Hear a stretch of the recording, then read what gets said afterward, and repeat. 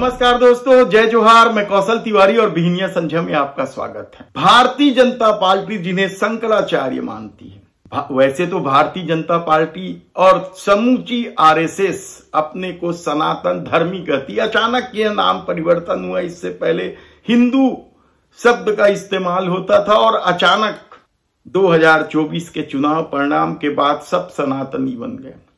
हिंदू थे तो उन्होंने शंकराचार्यों की अवहेलना की। चारों शंकराचार्यों ने राम जन्मभूमि मंदिर के प्राण प्रतिष्ठा समारोह को समय पूर्व करने को लेकर विरोध किया था, लेकिन उनकी नहीं सुनी, क्योंकि वे लोग तब हिंदू थे। अब सनातनी हो गए हैं तो क्या जिसे वे शंकराचार्य बनाकर रखे हैं, राम भद्राचार्य जी, बड़ा नाम है, लेकिन इनकी पाखंडी ऐसे या जुबान ऐसे कि कीड़े निकलते हैं, कहा जाए तब भी गलत नहीं होगा। बात बात पर चाहे कांसी राम से लेकर मुलायम सिंह को गाली देने की बात हो, या दलितों को गाली देने की बात हो, या ब्राह्मणों को नीच और अधम बताने की बात हो, और अब तो उन्होंने बटोगे तो कटोगे के नारे के साथ खड़े होकर उपाध्याय, चौबे सहित कई ब्राह्मण समाज को, यानी एक बड़े वर्ग को, ब्राह्मण समाज के अधम बता रहे हैं, गाली दे रहे हैं खुलकर। हमारे यहाँ कुछ ब्राह्मण सरयू पारणों में अच्छे नहीं माने, उनके यहाँ ऊंचे कुल के लोग अपनी बेटी नहीं देते। उपाध्याय और चौबे, त्रिगुणायत, दीक्षित और पाठक।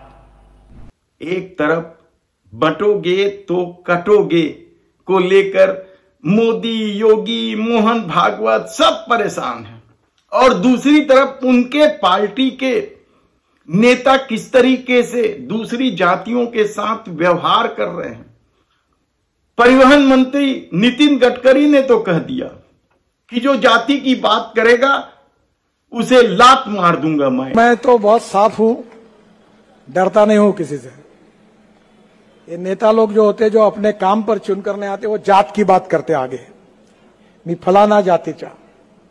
अरे अब यहाँ उत्तर नागपुर में और क्या होता है, तुम्हारे अंदर में है ना, माने कौन से कोसरे और क्या क्या होता है, बावने। हमारे पास कोई जात की नहीं है। मैं कहता हूं जो करेगा जात की बात उसको कसके मारूंगा लात। राजनीति में इस तरह के शब्द किस तरीके से स्वीकार किए जाते हैं, लेकिन बात आज राम भद्राचार्य की, जो पाखंडी संत के रूप में भी एक वर्ग में चर्चित है। उनकी गाली गलौज की शैली को भाजपा कितनी पसंद करती है नहीं मालूम, या उसके ज्ञान की वजह से भारतीय जनता पार्टी उन्हें पसंद करती नहीं मालूम। उसे तो सर्वोच्च नागरिक सम्मानों में से एक पद्म विभूषण भी दिया जा चुका है। उसका तमगा लिए, सर्वोच्च नागरिक सम्मान का तमगा लिए राम भद्राचार्य जिस तरीके से गाली गलौच करते हैं, और अब तो उन्होंने हद कर दी। उपाध्याय, चौबे, पता नहीं कौन कौन से ब्राह्मणों को क्या क्या बोल दें, और यह सब देश के प्रधानमंत्री नरेंद्र मोदी के आदरणीय संत कर रहे हैं। मैं तो भारतीय जनता पार्टी से जुड़े तमाम भगवाधारी लोगों को भी संत नहीं मानता, क्योंकि जो बातें हमें संस्कार के रूप में अब बचपन में पढ़ाई गई है कि जात न पूछो साधु की, उनकी कोई जात नहीं होती। और यह बात भी हम अच्छी तरीके से जानते हैं कि जो संत होते हैं वे किसी धर्म विशेष के नहीं होते, और यदि किसी धर्म विशेष के हैं भी तो दूसरे धर्म के खिलाफ नफरत कम से कम तो नहीं फैलाने वाले हैं, क्योंकि वे संत हैं। क्रोध पर उनका कब्जा है, क्रोध उनके बस में होता है। और यदि वे दूसरे धर्मों को गाली गलौज कर रहे हैं भगवा पहनकर, तो वो किस तरीके संत हुए, आप खुद सोचिए। हमने पहले ही बताया है कि रावण भी तो ब्राह्मण था, हिंदू था, कंस भी तो हिंदू था, राम भी हिंदू थे, कृष्ण भी हिंदू थे, लेकिन कर्मों का फल उसके अनुरूप मिलना ही है, यह तय है।